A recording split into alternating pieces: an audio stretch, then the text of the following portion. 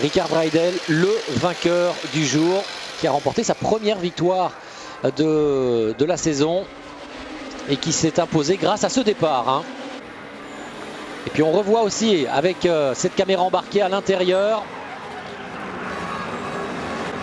la belle passe d'Ivan Muller, qui est vraiment venu au contact de Nicola Larini pour s'emparer de la deuxième place. La suite a été plus difficile et le mano à mano entre Rijdel et Larini sera de toute beauté, mais l'avantage restera jusqu'au bout au pilote suédois, victorieux donc à Estoril. Pilote suédois qui aura chippé pour la deuxième fois une victoire qui se proposait à Nicola Larini. On se rappellera que l'année dernière à Anderstorp en Suède, sur les terres de Rijdel, coéquipier d'un jour de Nicola Larini, lui avait enlevé une victoire. Une victoire que Nicolas n'a toujours pas digérée. Et aujourd'hui, Rijdel a enfoncé le clou en lui subtilisant une victoire aussi peut-être promise dès le premier virage. Ouais, ça doit être le meilleur ennemi désormais de Nicola Larini, hein, ce diable de Suédois. On a vu également qu'Ivan Muller, dans la première course, avait donc décroché son troisième podium de la saison. Un troisième podium qui lui permet de se rapprocher à 9 points de cet homme, Gabriele Tarquini, que l'on voyait il y a quelques instants, qui reste certes leader du championnat, mais vous le voyez, hein, les écarts se sont bien réduits. Écart réduit et Gabriele Tarquini qui aura une deuxième course difficile. Sa voiture a souffert lors de la bousculade de la première course du premier tour. Et il partira en 13e position, Pierre-Henri. Et surtout avec 70 kilos à bord de sa voiture, le pilote le plus handicapé au niveau du poids. Donc compliqué pour Gabriele de revenir dans les points. Ivan Muller a donc un bon coup à jouer. Il peut encore résorber une partie de ce retard sur Gabriele Tarquini.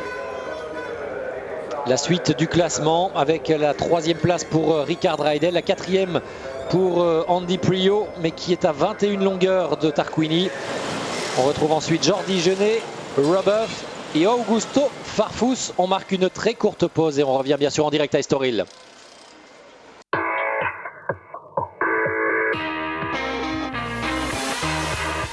Liqui Moly, lubrifiant, additif, entretien pour auto. Dans un hôtel Courtyard by Marriott, tout est conçu pour vous. Confort des chambres, équipement technique et une boutique 24 heures sur 24. Bref, un endroit conçu pour réussir et en profiter. Courtyard, un nouveau concept de séjour. N'attendez plus pour vous faire plaisir. Le Toyota RAV4 D4D Limited Edition suréquipé est à 27 900 €, soit 3 100 € d'économie. Et jusqu'au 31 juillet, bénéficiez en plus de 1 000 € de primes vacances offerts par le réseau Toyota.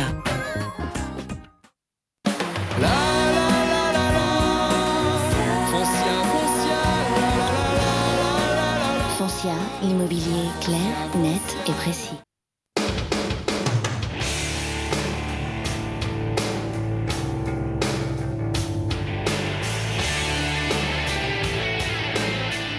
Stilo ST4, le futur dans les casques compétition.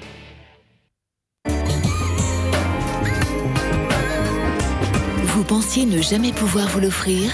Eh bien, en ce moment, le Toyota RAV4 D4D Limited Edition suréquipé est à partir de 219 € par mois seulement.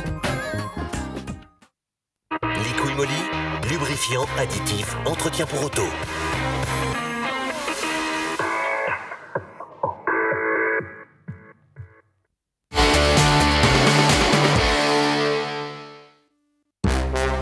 Un moment de vitesse, présenté par les hôtels Courtyard by Marriott.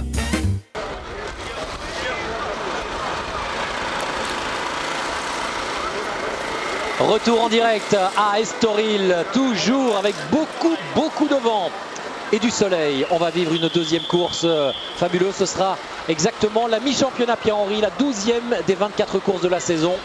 Et bien sûr, rien n'est fait dans ce championnat. Les positions sont particulièrement serrées. Les écarts sont en train de se réduire un peu plus encore.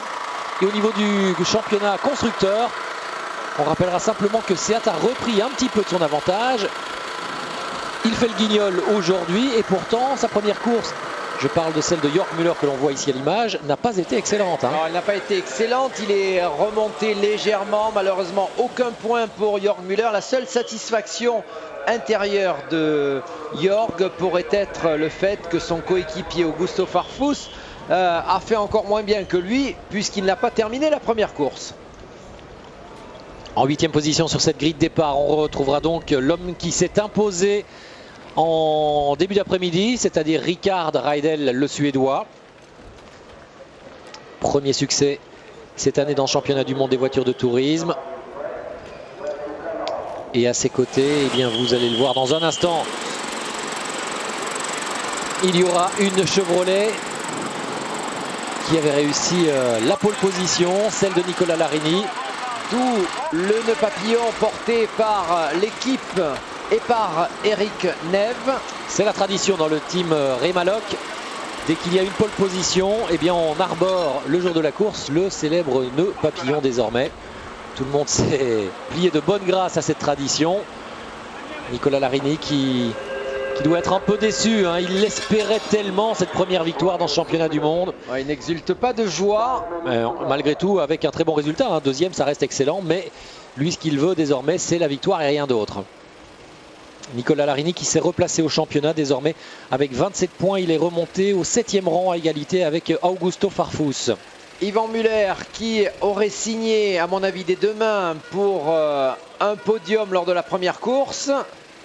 Même s'il avait l'air un petit peu contrarié par l'abandon, ou tout du moins le mauvais résultat de Gabriele Tarquini en ce qui concerne le championnat constructeur. Pour l'instant, il fait plutôt la bonne affaire. Et oui, avec ses 6 points supplémentaires, il revient donc à 9 unités au championnat du monde de Gabriele Tarquini. Il reste plus que jamais le deuxième de ce championnat. Et désormais, ce qu'il devra veiller à faire, c'est surtout rester devant Rickard Reidel dans cette course. Et on sait que ce ne sera pas nécessairement évident parce qu'en termes de performance, grâce notamment à un poids inférieur, Reidel semblait plus véloce dans la première manche. Ouais, il y a très peu d'écart quand même, Jacques, entre les deux. Entre Reidel et Yvan Muller, il y a 6 kilos. Donc, on va dire un petit peu moins d'un dixième. Mais visiblement, le Suédois a trouvé une solution de réglage un tout petit peu plus performante que celle d'Yvan Muller. Donc une belle bagarre en perspective. En deuxième ligne sur la grille de départ, on retrouvera l'Espagnol Jordi Gené qui aura pour une fois réalisé une vraie très belle course défensive face à Robuff et Andy Prio. Il a pendant très longtemps contenu les assauts d'Andy Prio avant de subir la loi de Robuff. Et donc il partira en 4e position, juste à côté du champion du monde en titre, du triple champion du monde en titre, Andy Prio, qui a quand même marqué des points et qui a une position assez favorable sur la grille de départ. Ça peut lui permettre d'envisager l'avenir, ou en tous les cas cette course, avec sérénité. Oui, on sait qu'il n'a pas réussi à trouver l'ouverture sur Gené lors de la première course.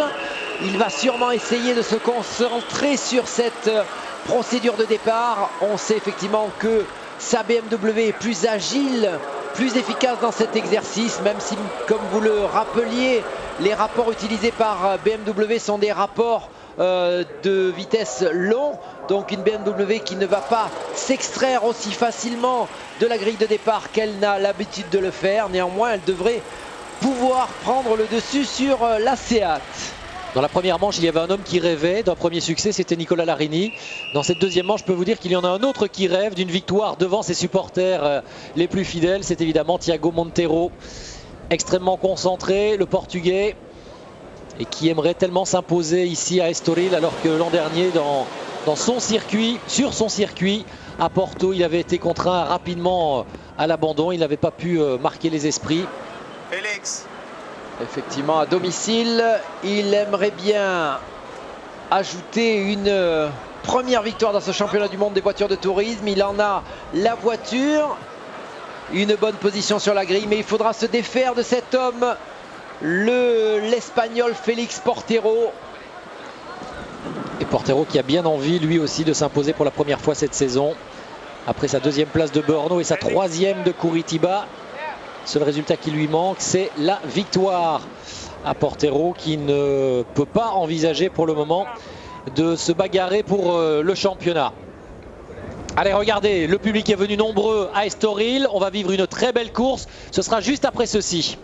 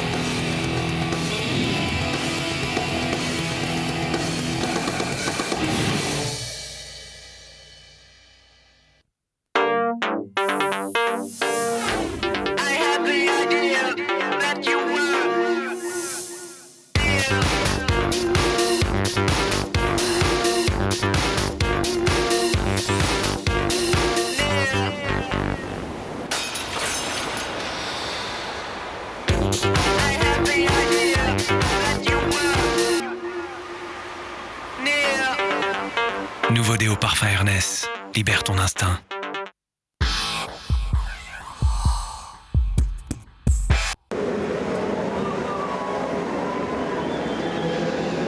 Ça y est, le tour de formation est parti sur ce circuit d'Estoril, théâtre de la 6e manche du championnat du monde des voitures de tourisme, le WTCC, en compagnie de Pierre-Henri Raffanel. Il y aura un départ arrêté dans un instant, à ne pas confondre avec la première course tout à l'heure qui a vu la victoire de Ricard Raidel. Bon coup à jouer en perspective peut-être pour Thiago Montero devant ses supporters, Pierre-Henri. Oui, il y a sûrement un bon coup à jouer, mais on a vu aussi lors de la première course qu'il y avait eu bousculade, embouteillage à l'issue du premier freinage. Certains n'ont pas passé le premier tour comme Augusto Farfus, donc tous les pilotes sont avertis. Il faut avoir de la réussite. Yvan Muller en a profité notamment lors de la première course et on va croiser les doigts pour l'ensemble des concurrents.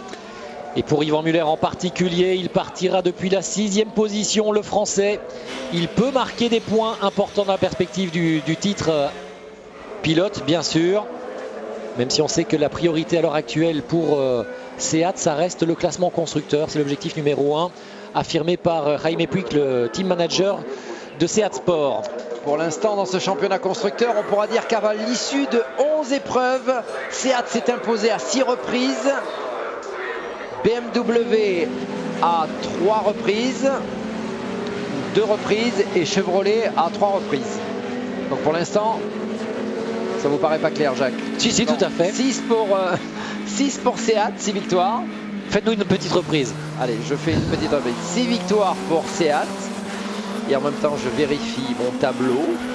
Et 2 victoires pour Chevrolet. Il y en a une pour Roboff et il y en a une pour Alain Menu. Et donc 3 victoires pour BMW. Voilà, le compte est bon. On verra quel constructeur ajoutera une victoire à ces statistiques à l'issue de cette course, à l'issue des 12 tours que nous allons vivre dans quelques minutes maintenant. Les voitures qui viennent s'immobiliser sur la grille de départ, dernier virage.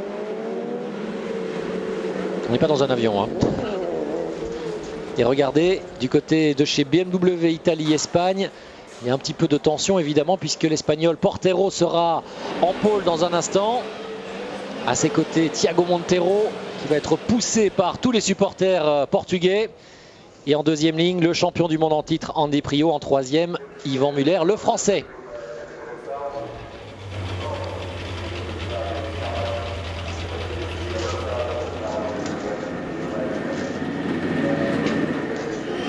La 12e course de la saison.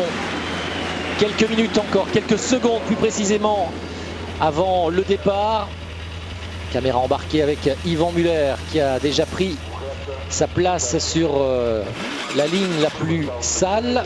Et des Seat qui ne vont pas se retrouver du bon côté de la piste puisque Montero, Genet, Muller seront sur la gauche de votre écran.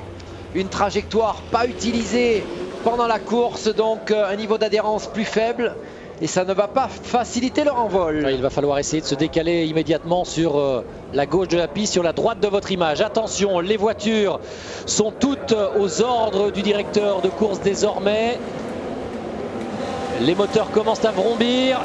Et à l'extinction des feux, le départ sera donné. C'est parti. Portero à droite, Montero à gauche. Andy Priaulx qui ne parvient pas à prendre le dessus sur Thiago Montero et Félix Portero qui est bien resté en tête.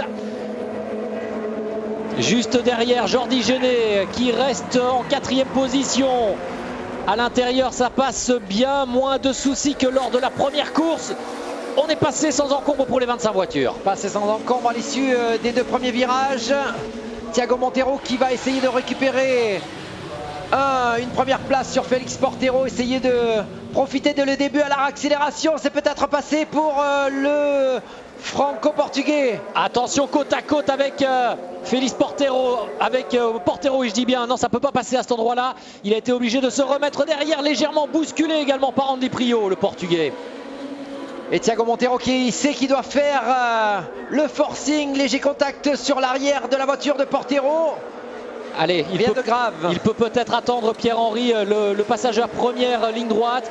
Oh, attention devant Roboff. C'était Jordi Genet peut-être qui était en légère difficulté.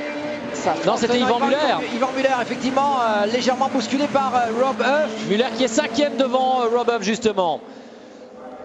Et Thiago Montero qui pousse car il sait que ses pneumatiques sont frais. Attention, ça frotte entre York Muller et Gabriel. Et Tarquini, oui, je pense que c'était bien ça, effectivement. Qui est aux prises également avec Alain Menu. Attention, première ligne droite. Et on va voir si Thiago Montero peut prendre le dessus. Cette fois-ci, sur Félix Portero. Alain Menu qui vient de se défaire d'Augusto Farfus. Menu qui occupe la 10e position.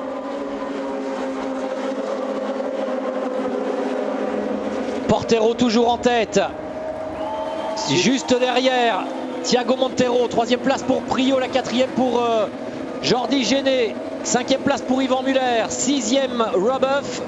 7e Reidel. Ricard Reidel et Nicolas Larini pour le moment est 8e. 8e position et Montero en 2e position qui sait qu'il doit faire le forcing en tout début de course lorsque ses pneumatiques sont frais.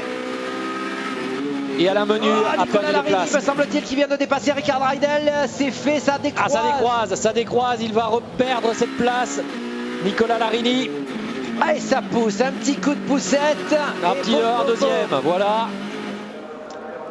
On n'a pas pu s'expliquer pour la première place à l'occasion de la première course, mais là on règle ses comptes. Et regardez Larini côte à côte avec Ricard Reidel. Aucun des deux ne veut baisser, lever le pied. Mais surtout Jacques entre Portero et Montero. Ah oui, on est toujours portière contre portière. Et là Thiago Montero visiblement va réussir à rester à l'extérieur et être en bonne position pour le prochain virage qui est un virage. C'est passé pour le Portugais. Et je peux vous assurer que là il y a une clameur qui se lève des tribunes. Le pilote portugais s'empare de la première position ici sur le circuit d'Estoril.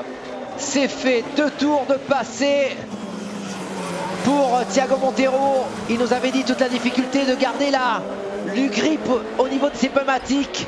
Essayer de faire l'écart, le trou en tout début de course. Et il va falloir gérer les pneumatiques maintenant, Pierre-Henri, pour Thiago Montero, qui vient donc de s'emparer de la première place devant Portero. Priaulx est 3e, Géné 4e. Yvan Muller est toujours 5e.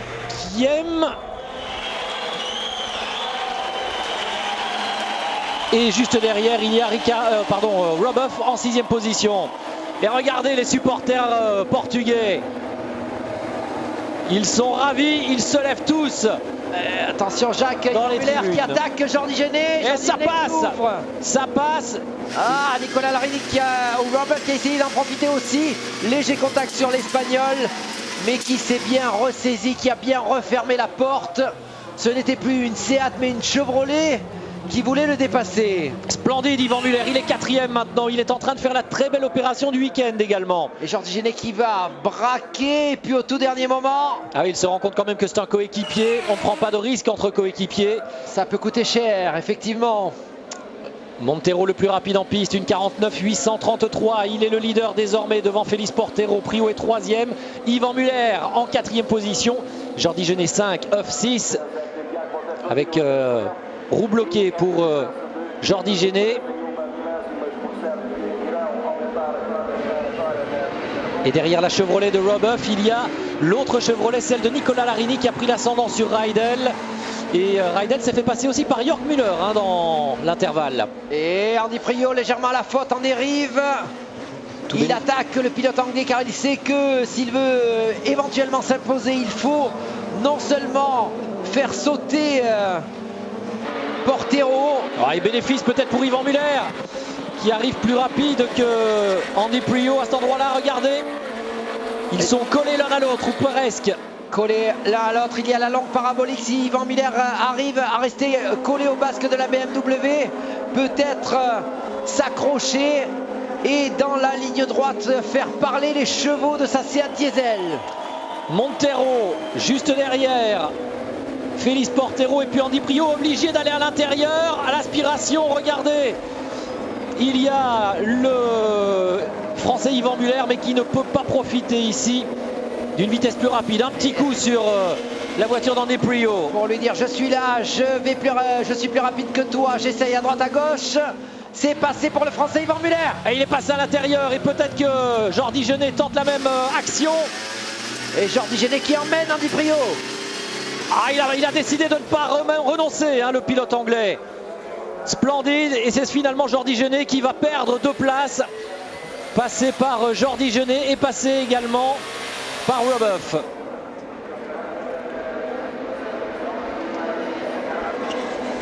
Et pendant ce temps-là, toujours Thiago Montero devant, Félix Portero, 3e place pour Yvan Muller, Andy Priaulx est 4e, 5e Huff, 6e Genet. Ah, on assiste à un splendide début de course. En tous les cas, les positions avaient été quelque peu figées dans la première manche. Pierre-Henri, ici on se régale.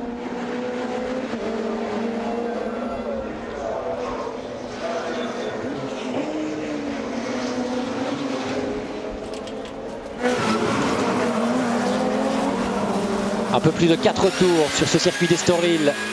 Toujours Thiago Montero en tête avec 7 dixièmes d'avance sur Félix Portero. Yvan Muller, le français, est 3e. Et maintenant, c'est évidemment Andy Priaulx qui met la pression et qui se fait attaquer aussi par Roboff. Nicolas Larini un petit peu plus loin avec cette bagarre avec Jörg Müller. Et Jörg Müller collé dans le pare-choc de Nicolas Larini. L'aspiration, ça déboîte et ça va passer. Oh, il est rapide. Il est rapide. Ça, c'est une aspi. Le pilote BMW extrêmement rapide. Larini qui n'a pas dit son dernier mot. Il vient freiner à l'intérieur et il va récupérer sa place. Avec Rickard Reidel qui essaie d'en profiter également. Ça n'a pas pu marcher pour le Suédois qui reste pour le moment scotché à la 9e place. Allez, on a toujours Thiago Montero aux avant-postes. Derrière, Félix Portero, 3e place pour Yvan Muller, talonné par Andy Priaulx.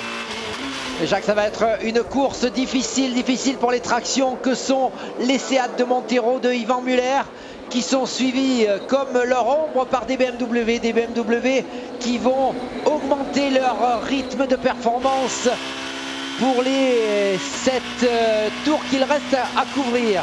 Et on a vu tout à l'heure que la température de la piste était très élevée, plus de 43 degrés. Ça veut dire que les pneumatiques vont souffrir d'autant plus. Et on sait qu'à ce petit jeu-là, eh bien, ce sont les BMW qui sont les plus économes, alors que les Seat ont tendance à être plutôt gourmandes.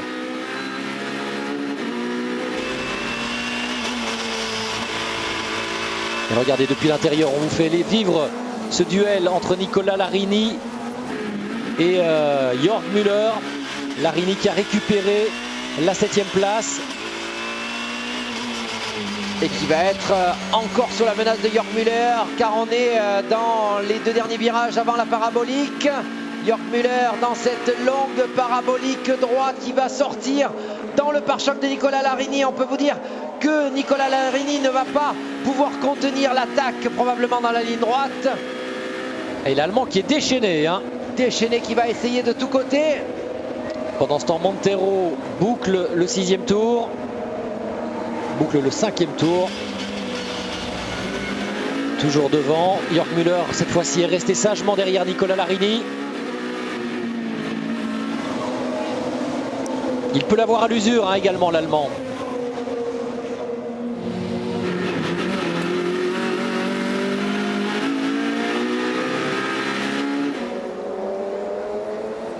Et juste derrière ces 2 hommes, Rickard Reidel, le vainqueur de la première course en position d'attente hors des points, 9e, mais qui sent bien qu'il peut y avoir du grabuge entre ces deux-là et qu'il peut gagner quelques places au bénéfice d'un accrochage. Début de course fabuleux. Et pour le moment, première position pour Thiago Montero. Attention, ceci dit, parce qu'il ne parvient pas véritablement à creuser l'écart avec Félix Portero. Une demi-seconde seulement d'écart entre les 2 hommes.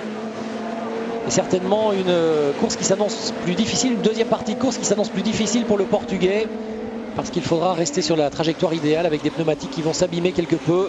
Oui, on sait que Thiago a beaucoup de difficultés, lui, mais aussi la Seat à pouvoir économiser ses pneumatiques tout au long de la course. Des pilotes comme Gabriele Tarquini, comme Yvan Muller, avec plus d'expérience, arrivent à gérer un tout petit peu mieux cette usure prématurée. Pour Thiago Montero, les 6 tours vont être longs. Il sait qu'au bout, il y a le Graal, il y a cette première victoire. Mais il faudra résister jusqu'au bout à Portero. 3e position avec Yvan Muller, qui on était dans la voiture du Français. Yvan Muller donc qui devance toujours Andy Priaulx pour le moment. Et Andy Priaulx, qui avait été un moment sous la menace de Rob Huff, a réussi à remettre petit à petit tout en place et à se reconcentrer sur sa proie, qu'est le pilote français Yvan Muller. Jörg Müller toujours collé également à Nicola Larini. Les positions sont véritablement très réduites. Vous le voyez, les écarts sont très réduits. Les positions sont très proches.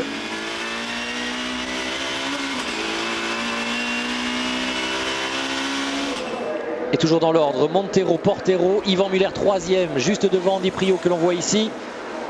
Ah, Yvan Muller, gros blocage à l'avant gauche. Et derrière, Jordi Genet se bagarre. Et c'est Jörg Müller qui essaye de suivre également Nicola Larini pour passer Jordi Genet. C'est chose faite. C'est chose faite. Genet qui perd 2 places d'un coup. Ouais, qui craque. Il avait fait une première course magnifique. Mais là, le rythme est un petit peu trop vite pour le pilote espagnol. Et Genet qui essaie de contenir désormais Rickard Reidel. Ah, et là, il va peut-être y avoir de la stratégie d'équipe. Reidel est mieux placé au championnat. Et comme de toute façon il y a 2 Seat d'ores et déjà aux avant-postes, là c'est un peu chacun pour soi derrière. Ouais, c'est chacun pour soi. Pour le constructeur, ça ne change rien. Pour le championnat pilote, par contre, la bonne affaire pourrait être faite par Reidel s'il y avait inversion de position. En attendant, la bonne affaire, c'est surtout Yvan Muller qui l'a réussi en étant pour la 2e fois, mais virtuellement pour le moment, sur le podium.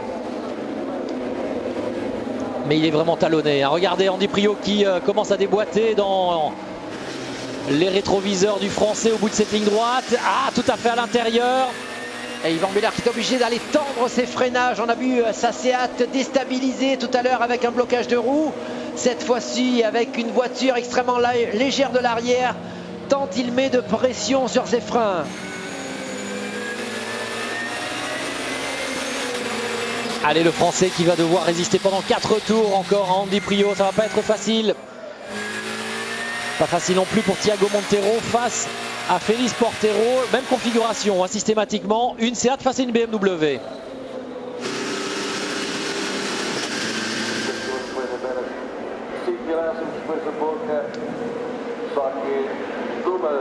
Et le plus rapide en piste à l'heure actuelle, Andy Priaulx, le champion du monde en titre. C'est celui qui est juste derrière Yvan Muller. Ça va être donc d'autant plus difficile. Alors que l'on notera la très belle remontée d'Augusto Farfus. Parti tout en fond de grille. Il est lui aussi remonté déjà au 11e rang, juste derrière Gabriele Tarquini. Alors quand on sait que ces deux hommes se sont bousculés, accrochés, pratiquement auto-éliminés lors de la première course, ouais, les 4 tours à couvrir risquent d'être animés.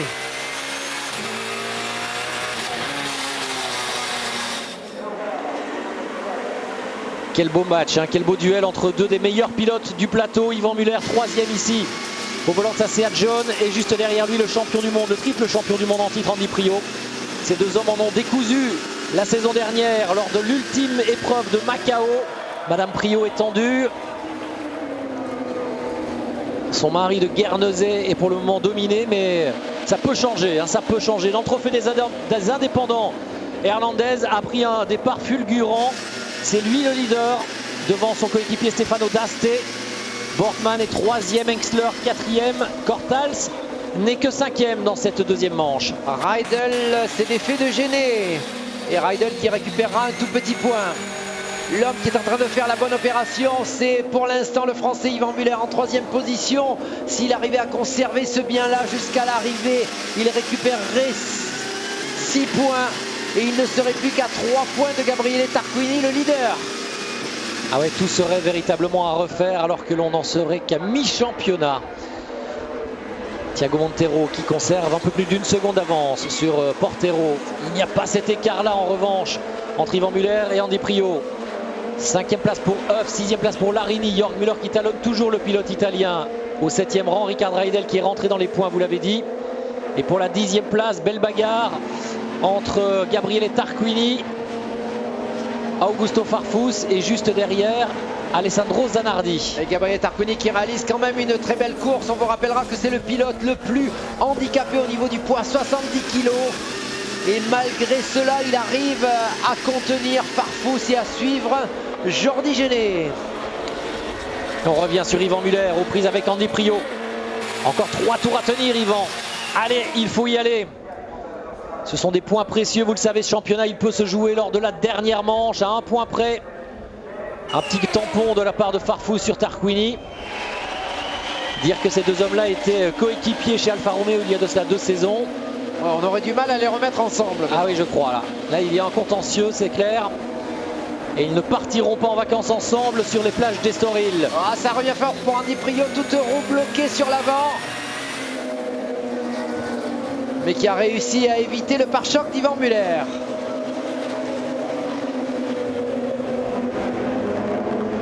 Et ça y est, Farfus est passé. Ouais. Bon, pour le moment, là, il n'y avait pas véritablement de raison de s'entretuer. Ouais, exactement. Hein. Véritablement mise en jeu, c'est plus une question d'honneur que de points à récupérer. Tarquini, il sait qu'il vaut mieux ne pas prendre de risques, pas se faire sanctionner, surtout par les commissaires. Il était 10e, il ne pouvait pas espérer remonter à la régulière Rickard Reidel qui est 2 secondes et demie devant lui. Il a donc laissé passer Farfus, laissé passer ou en tous les cas... légèrement, enfin, légèrement, il s'est légèrement loupé au freinage et sur la fin Augusto Farfus il l'a gentiment poussé en le remerciant d'avoir légèrement écarté la trajectoire, ouvert la trajectoire. Ah, ce Farfus, il est incorrigible. Attention Yvan Muller, les doigts croisés dans le team Seat. Et pour le moment, évidemment, on a non seulement la victoire avec Thiago Montero et aussi le podium avec Yvan Muller. Andy Priaulx qui aura vu du jaune tout au long des 2 courses. Lors de la première, il était dans le pare-choc de Jordi Géné pendant de nombreux tours. Cette fois-ci, c'est le pare-choc du Français Yvan Muller. Ah, et les pneumatiques qui doivent commencer à souffrir, Pierre-Henri. Des pneumatiques qui souffrent mais qui résistent pour l'instant sur les Seat à motorisation diesel. Le nouveau venu dans la catégorie Borgman. Devant Engstler et Pierre-Yves Cortals. Ah, le Belge qui ne parvient pas à résorber son retard sur Engstler. Et puis belle bagarre entre la Lada de Jaap van Lagen et la BMW de qui? Ça devait être Hernandez. Déjà qu'on est en train de revenir dans ce 2 derniers tours sur Félix Portero. Le Français Yvan Muller est en train de recoller à l'arrière de la BMW. Il est pris en sandwich maintenant entre Portero et Andy Priaulx qui vient le titiller. Ouais, Priaulx se dit aussi qu'il y a peut-être des sous à récupérer de cette opération parce qu'il peut-être, Yvan Muller, connaître des difficultés en attaquant. Portero, il vient ici faire le freinage. Est-ce que ça passe? Oui, pour Yvan Muller qui récupère la 2e place. Priaulx est passé également dans la foulée. Il est 3e. C'est Portero qui a rétrogradé au 4e rang. Et l'excellente opération pour le Français. Il récupère 2 points supplémentaires. Il ne serait plus qu'à un tout petit point de Tarquini. Gabriele Tarquini, oui. Mais il faut résister tout cela, pour cela, à la pression du champion du monde en titre, Andy Priaulx. Ah, ça c'est une excellente opération. Et Félix Portero a commis 2 erreurs consécutives. Une première qui a permis à Muller de se rapprocher. Une deuxième qui lui a permis de s'engouffrer dans la brèche. Priaulx l'a suivi également. Dommage pour l'Espagnol, le Français n'en demandait pas tant. Et Andy Priaulx qui est véritablement très proche dans la parabolique de Yvan Muller. C'est la meilleure position pour l'aspiration. Va-t-il réussir à rester? On revoit le freinage réussi d'Yvan Muller. Il ne fallait pas rester trop longtemps derrière Portero, ça pouvait être préjudiciable. Hein. Et Portero bien surpris en 2 temps pour Yvan Muller. Il n'y a même pas eu de contact. Hein. Il n'y a pas eu de contact, mais on s'est auto-évité. Et 2 Seat aux 2 premières positions, Thiago Montero, Yvan Muller. Muller toujours talonné par le champion du monde. On vient de rentrer dans le dernier tour. Andy Priaulx qui n'a peut-être pas dit son dernier mot. Lui aussi va faire une opération qui ne sera pas mauvaise. S'il réussit à grimper sur le podium aujourd'hui. Derrière lui, il y a Félix Portero, puis Robuff et Nicola Larini. Et ensuite Jörg Müller et Rickard Reidel pour clôturer ce top 8. À une course qui aura été totalement animée. Et Thiago Montero qui pour le moment est en train de réussir quelque chose d'exceptionnel pour lui. Venir s'imposer sur ce circuit mythique pour tout Portugais. Ce circuit d'Estoril qui accueillait il y a quelques années encore la Formule 1. Lui, Thiago Montero, l'ancien pilote de Formule 1. Et qui va peut-être s'imposer devant ses supporters. Attention, Andy Priaulx est vraiment au contact avec Yvan Muller. Le Français qui n'a pas le choix, il ne peut pas commettre la moindre erreur. Freiné à l'intérieur. Oh, Priaulx qui veut s'engouffrer, ça ne peut pas passer à cet endroit-là. Attention à la réaccélération dans cette partie-là. Et le Français intelligemment qui a contrôlé l'accélération de la BMW, empêchant toute velléité. Il ne reste plus que la parabolique. Et ce sera dans un instant la victoire, la deuxième de la saison pour Thiago Montero, mais la première pour lui au Portugal. Écoutez les clameurs du public portugais qui voit s'imposer son héros. Thiago Montero s'impose aujourd'hui, offrant une deuxième victoire consécutive à Seat ici à Estoril. Deuxième place pour Yvan Muller, superbe opération pour le Français au championnat et la troisième place pour Andy Priaulx, le champion du monde en titre. Podium de rêve ici à Estoril et regardez le public particulièrement heureux aujourd'hui. La quatrième place pour Félix Portero, la cinquième pour la Chevrolet de Robuff devant son coéquipier Nicola Larini.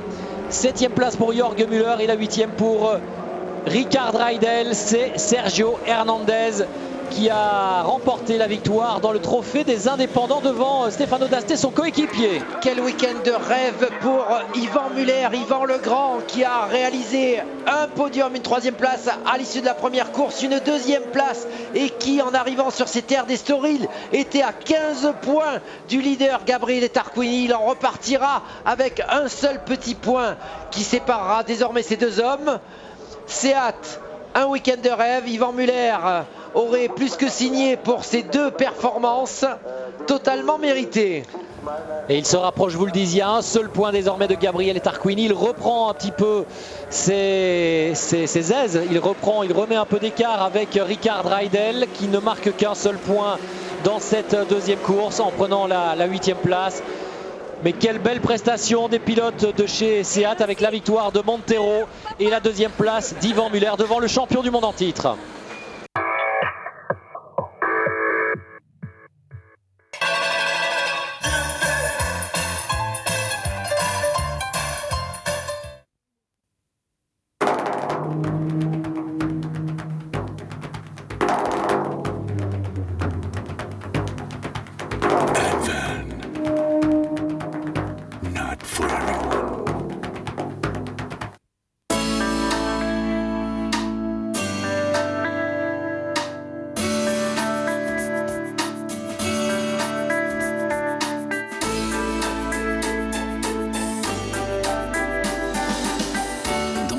Courtyard by Marriott, tout est conçu pour vous. Confort des chambres, équipement technique et une boutique 24 h sur 24.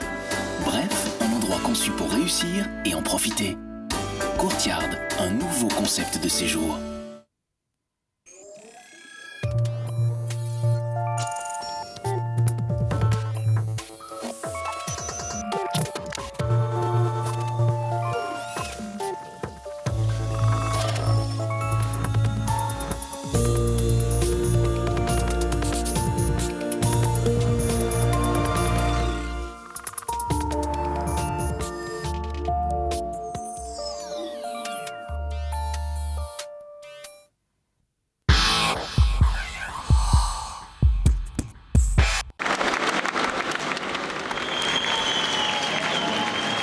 Tonnerre d'applaudissements pour Thiago Montero qui s'impose au terme de cette 12e course de la saison, qui plus est devant ses supporters ici même en banlieue de Lisbonne sur le circuit d'Estoril.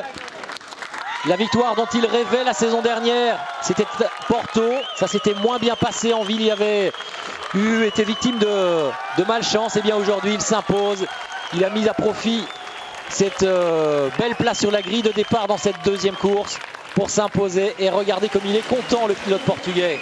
Il y a de quoi, Jacques. Deuxième victoire pour Thiago Montero après la première réalisée à Puebla. Et quel contraste avec, je dirais, les commentaires de Thiago dans les stands, commentant sa place sur la grille, sa difficulté à économiser ses pneumatiques. Le discours de son patron Ray McPuig disant il doit encore apprendre, on lui donne toutes les chances, on lui permet de faire un petit peu plus d'essais que ses coéquipiers plus expérimentés que sont Yvan Muller et Gabriele Tarquini. Mais visiblement, le métier rentre petit à petit. Et il ne pouvait sûrement rêver d'une plus belle victoire que celle acquise dans son pays. Et regardez la petite fille de Thiago, née il y a de cela quelques mois maintenant, et qui est venue célébrer la première victoire de son papa en WTCC au Portugal en tous les cas, puisque c'est déjà sa deuxième victoire désormais. Bravo à Thiago que l'on va retrouver dans la voie des stands aux côtés de Kerian. Thiago, félicitations, vous vous imposez dans votre Grand Prix national, c'est super.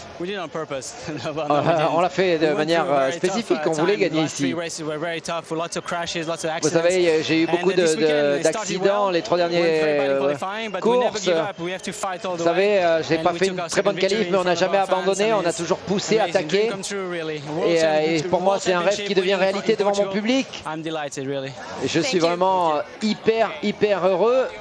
Et on est très content pour Thiago Monteiro, ouais, qui est en plus sympathique. Très sympathique, toujours très disponible pour répondre à nos questions. Bravo en tous les cas à ce pilote remarquable qui s'impose aujourd'hui devant Yvan Muller. C'est la deuxième très bonne nouvelle de la journée. Le Français qui réussit le meilleur week-end parmi tous les pilotes. Il va repartir d'Estoril avec 14 points supplémentaires. 3e dans la première manche, 2e dans la deuxième course, et ça lui permet de se rapprocher très près désormais de Gabriele Tarquini au classement du championnat. Il n'y a plus qu'un point d'écart entre les deux hommes. Muller qui termine 2e devant le champion du monde en titre, je vous le disais, podium de rêve ici à Estoril. Portero termine 4e, Euf 5. Nicola Larini doit se contenter de la 6e place dans cette deuxième course. Jörg Müller aura été beaucoup plus incisif et beaucoup plus à l'aise. Il termine 7e, Richard Reidel 8e. Jeunet ne marque pas de points, tout comme Augusto Farfus et Gabriele Tarquini, malheureusement pour lui, le leader du championnat. En revanche, Sergio Hernandez, lui, a réussi une deuxième très belle